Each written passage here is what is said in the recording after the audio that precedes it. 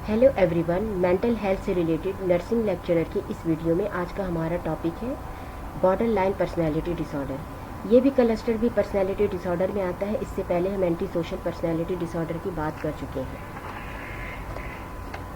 Number 1, state of crisis self image. Border line personality disorder के लोग हमेशा crisis की हालत में या तशवीशनाक नाजुक मरहले से गुजरते नजर आते हैं। इनका रवैया हमेशा मुतज़लज़ल नापायदार नज़र आता है। इन्हें देखकर यही लगता है जैसे ये लोग कितनी मुश्किल में घिरे हुए हैं।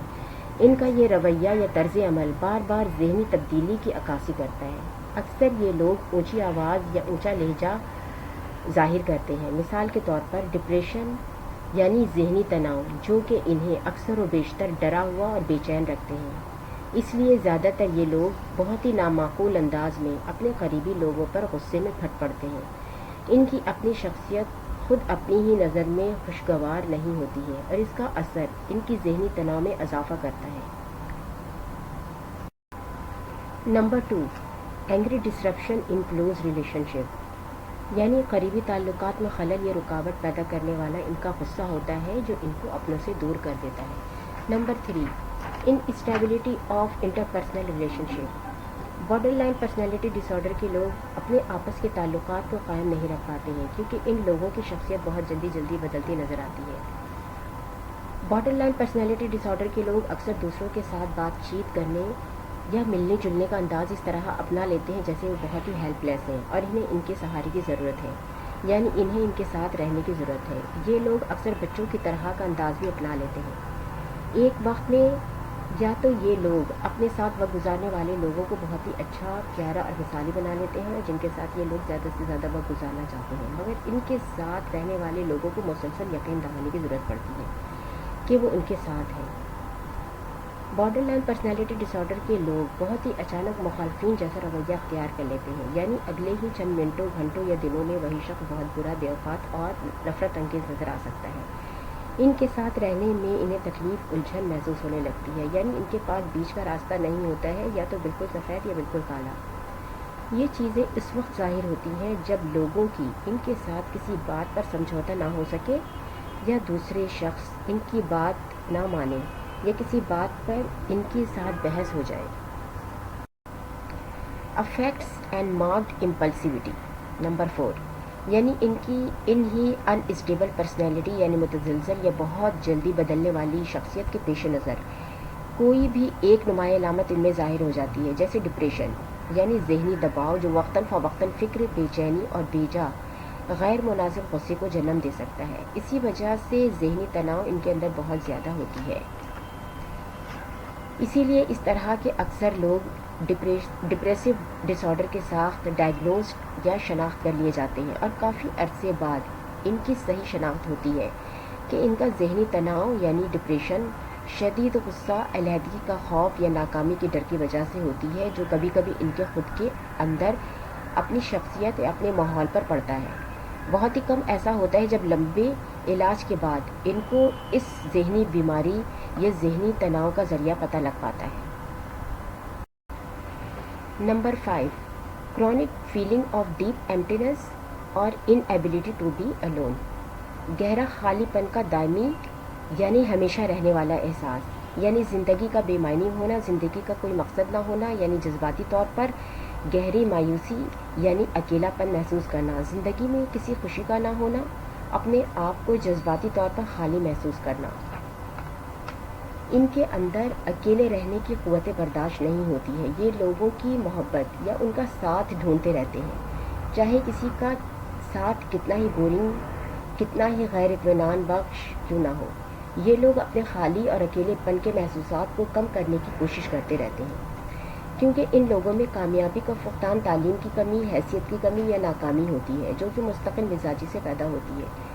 और मुस्तकिल मिजाजी के फुकदान या कमी के बाद अक्सर ये लोग हकीकी या ख़याली तौर पर अकेले रह जाते हैं। स्ट्रेस यानी ज़हनी दबाव के वक्त ये लोग अक्सर ऐसी अशिया का सहारा लेते हैं जिसमें ये खुद को महफूज समझते हैं। जैसे कुछ लोग अपने पेट्स को साथ रखते हैं, कुछ लोग कंबल या चादर अपने आसपास रखते हैं, कुछ लोग तस्बीह या कोई मजहबी किताब वगैरह का सहारा लेते हैं। یہ وہ خصوصیات ہیں جو خاص کر border line personality disorder کے لوگوں کے اندر نظر آتے ہیں، جو ان کے اندر سرایت کر چکی ہوتی ہے، یعنی ان کی شخصیت کا حصہ بن چکی ہوتی ہے۔ Prevalence. Diagnostic and statistical manual of mental disorder 5th edition کے مطابق یہ ذہنی بیماری 75% فیمیل میں پائی جاتی ہے۔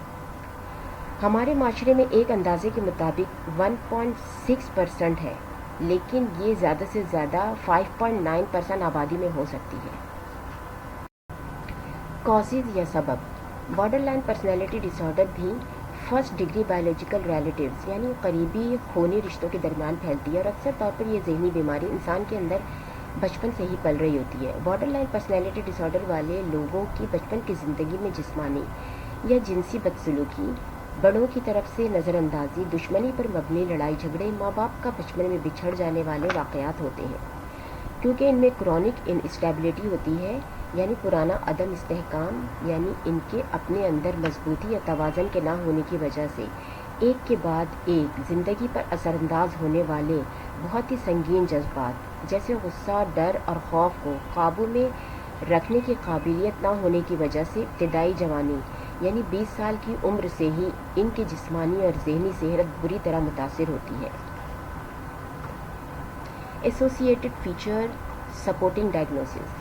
Border line personality disorder کے لوگوں کو تشخیص یا ڈائگنوز کرنے میں مشکل ہو سکتی ہے۔ ان میں اکثر لوگوں کے اندر سائیکوٹک سمٹمز یعنی نفسیاتی علامات موجود ہوتے ہیں، جیسے ہالوسینیشن یعنی محسوسات کا تجربہ جو کہ دماغ میں پیدا ہوتا ہے مگر یہ محسوسات حقیقت لگتے ہیں، جیسے کسی کی آواز کا سننا، لوگوں کا نظر آنا، خوشبوؤں کا محسوس کرنا جبکہ وہاں کوئی موجود نہ ہو۔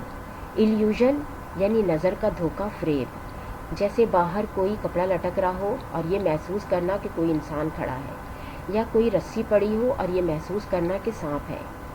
باڈی امیج ڈسٹورشن یعنی جسمانی شبیہ کی بگاڑ، یعنی انسان کو اپنی باڈی، اپنا جسم بہت ہی بگڑا ہوا یعنی موٹا بھدا، بے شیپ یا بہت ہی دبلا بیکار یا کسی اور ہی شیپ میں محسوس کرنا۔ آئیڈیاز آف ریفرنسز یعنی ارریلیونٹ اور ان ریلیٹڈ چیزوں کا تعلق اپنی کسی نہ کسی چیز سے جوڑ لینا، جیسے ٹی وی پر ہونے والی گفتگو کے لیے یہ محسوس کرنا کہ اس کے لیے ہی بولا جا رہا ہے، اس کے کمرے میں آتے ہی لوگوں نے یہ پروگرام شروع کر دیا ہے، یا لوگ اس کے لیے ہی باتیں کر رہے ہیں۔ ہپناگوجک فینومنا یعنی نیند میں آنکھیں بند ہونے سے ذرا دیر پہلے والی کیفیت، یعنی اس دوران میں کچھ محسوس کرنا، سننا یا دیکھنا۔ Border line personality disorder کے لوگوں میں ہسٹریونک پرسنالٹی ڈس آرڈر کے لوگوں کی طرح شک کے خیالات یا ایلیوژن یعنی وہم، نظر کا دھوکہ، اٹینشن سیکنگ یعنی لوگوں کے دھیان یا توجہ کے متلاشی، مینیپولیٹو بیہیویئر یعنی کچھ نہ کچھ جوڑ توڑ کر کے لوگوں سے کچھ فائدہ حاصل کرنے کی خواہش، اور ریپڈ شفٹنگ ایموشن یعنی تیزی سے بدلتے ہوئے موڈ اور جذبات موجود ہوتے ہیں۔ لیکن border line personality disorder کے لوگ اپنی کچھ الگ حالات، کیفیات یا علامات کی وجہ سے پہچانے جاتے ہیں۔ Diagnostic and statistical manual of mental disorder 5th edition کے مطابق پرسنالٹی ڈس آرڈر کے 9 کرائیٹیریا یعنی پہچان یا کسوٹی ہے، جس میں سے کم از کم 5 یا اس سے زیادہ کرائیٹیریا یعنی پہچان موجود ہوں تو وہ شخص borderline personality disorder کے ساتھ ہوگا۔ Number 1، frantic efforts to avoid real اور امیجن ابینڈنمنٹ یعنی borderline personality disorder کا سب سے اہم پہلو یہ ہے کہ یہ اپنے آپس کے تعلقات کو قائم نہیں رکھ سکتے ہیں، اس لیے یہ لوگ حقیقی یا خیالی تعلقات کو ختم نہ ہونے دینے کے لیے بے انتہا کوشش کرتے ہیں۔ یہ لوگ کچھ نہ کچھ جوڑ توڑ کر کے اپنے قریبی لوگوں سے اپنی دیکھ بھال کروانے میں، اپنا کام کروانے میں اور اپنے قریب رکھنے کے ماسٹر ہوتے ہیں، اس لیے انہیں ڈرامہ باز بھی تصور کیا جاتا ہے۔ کیونکہ علیحدگی کا خوف انہیں ستاتا ہے، اس چیز کو برقرار رکھنے کے لیے یہ لوگ اکثر ایک دوسرے کو لڑواتے رہتے ہیں اور ایک دوسرے کے کان بھی بھرتے ہیں۔ Number 2، a pattern of unstable and intense interpersonal relationship زندگی میں اپنے قریبی لوگوں سے علیحدگی کا تاثر یا خیالات اور خود کو مسترد یا نظر انداز کیے جانے کا خوف اور ارد گرد کے لوگوں سے یعنی اپنے قریبی لوگوں کے چلے جانے ناراض ہو جانے کا خوف انہیں ستاتا رہتا ہے، اور یہ خوف ان کی شخصیت کو تبدیل کر سکتی ہے۔ یعنی یہ لوگ اپنے آپ کو جتنا اہم لوگوں میں رہ کر محسوس کر رہے ہوتے ہیں، اگر لوگ انہیں چھوڑ کر چلے جائیں تو ان کا اپنا سیلف امیج متاثر ہوتا ہے، یعنی اپنا آپ خود کی نظر میں کم ویلیو ہو جاتا ہے، اور ان کی اپنی شخصیت اور ذہن پر برا اثر چھوڑتا ہے، اور ان کے بیہیویئر یا رویوں میں نیگیٹو یعنی منفی تبدیلی پیدا ہونے لگتی ہے۔ ان کے لیے چھوڑ دیے جانے کا خوف برداشت کرنا مشکل ہوتا ہے، اس لیے یہ لوگ چھوڑ دیے جانے کے خوف سے بیجا نامعقول قسم کے غصے کا شکار رہتے ہیں۔ انہیں دوسرے لوگوں کے سہارے کی سخت ضرورت ہوتی ہے، اس لیے ان لوگوں کی پاگل پن تک حد تک کوشش ہوتی ہے کہ انہیں کوئی چھوڑ کر نہ جائے، اور اس کوشش میں یہ لوگ شدید جذبات کا شکار ہو جاتے ہیں، اپنے آپ کو زخمی کرنے اور نقصان پہنچانے لگتے ہیں۔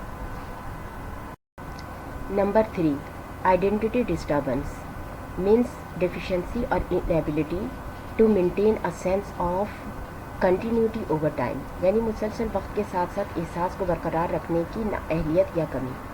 یہ لوگ اپنے دوست یا پیار کرنے والوں کو پہلی بار یا دوسری بار ملنے پر ہی اسے بہت اچھا یا مثالی دوست سمجھنے لگتے ہیں، اور بہت سارا وقت ان کے ساتھ گزارنے کی ڈیمانڈ کرنے لگتے ہیں، اور بہت جلد ہی اپنی پرسنل باتیں شیئر کرنے لگتے ہیں۔ یہ لوگ اپنے دوست یا پیار کرنے والوں کے بغیر شاید ایک لمحہ بھی رہنا پسند نہ کریں، لیکن ڈرامائی انداز میں اچانک ہی ان کی شخصیت بدل جاتی ہے، ان کا مقصد، ان کے اقتدار، ویلیو، پیشہ ورانہ خواہشات سب بدل جاتے ہیں۔ کل تک جو یہ اپنے دوست کے بغیر ایک لمحہ بھی گزارنا پسند نہیں کر رہے تھے، آج ان کی طرف دیکھنا بھی پسند نہیں کرتے۔ اس کی وجہ شاید یہ ہے کہ اگر انہیں محسوس ہو کہ اس کا دوست اس کی کیئر نہیں کر رہا ہے، یا اس کی خیال کرنے میں کوتاہی کر رہا ہے، یا اس کا دوست خود مجبور ہے، یا وہ غریب ہے یا بیمار ہے اور اس کے لیے کچھ نہیں کر سکتا، تو یہ لوگ فوراً ہی دوسری طرف سوئچ کر جاتے ہیں۔ یہ لوگ صرف ان لوگوں سے دوستی یا ہمدردی کرتے ہیں جن سے انہیں کچھ ملنے کی امید ہوتی ہے، کوئی فائدہ ہو۔ اس طرح کا رد و بدل اکثر ان کے قریبی لوگوں یا ان کے دوستوں کے لیے دکھ اور مایوسی کا سبب بن سکتا ہے، یعنی یہ برے وقتوں کے ساتھ ہی نہیں بن سکتے، لیکن یہ وجہ ان میں محسوسات کی کمی کی وجہ سے ہوتی ہے۔ Number 4، impulsivity in at least 2 areas that are potentially self-damaging اور سیلف ڈسٹرکٹیو بیہیویئر۔ یہ لوگ اپنے جذبات پر قابو نہیں رکھ سکتے ہیں، اور کم از کم 2 چیزیں جن میں جذباتی فیصلے کی بنا پر اپنا آپ تباہ کر بیٹھتے ہیں، یا جو ان کی پوری زندگی تباہ کر دیتی ہے، جیسے اگر یہ بے راہ روی کا شکار ہو جائے، غلط جنسی تعلقات، بغیر سوچے سمجھے پیسوں کا استعمال، ڈرائیونگ میں بے احتیاطی، ایٹنگ ڈس آرڈر یعنی بلیمیا نروسا یعنی کھانے کے بعد زبردستی نکال دینا یا الٹی کر دینا۔ ایسی صورت میں ان کا اپنا آپ اپنی نظر میں کافی خراب ہوتا ہے۔ ایسے وقت میں یہ لوگ اپنا آپ ایسے بھول جاتے ہیں جیسے ان کا وجود ہی نہ ہو۔ یہ لوگ اچانک ہی کسی بہت ہی ضرورت مند، سچے، راست باز انسان کی ماضی میں ہونے والی بدسلوکی کا بدلہ لینے کے لیے تیار ہو جاتے ہیں۔ اس طرح کا تجربہ عام طور پر اس وقت ہوتا ہے جب border line personality disorder کے لوگوں کو محسوس ہوتا ہے کہ ان کی زندگی میں بامقصد تعلقات نہیں ہے، یا ان کا خیال رکھنے والا کوئی نہیں ہے۔ Number 5، recurrent suicidal behaviour, gestures اور تھریٹس اور سیلف میوٹیلیٹنگ بیہیویئر۔ یہ لوگ بار بار خودکشی کرنے کی کوشش کرتے رہتے ہیں۔ ان کی باتوں میں، حرکات و سکنات میں خودکشی کرنے کا، اپنے آپ کو زخمی کرتے رہنے کا خطرہ جھلکتا رہتا ہے۔ 8% سے 10% تک لوگ خودکشی کر کے مر جاتے ہیں۔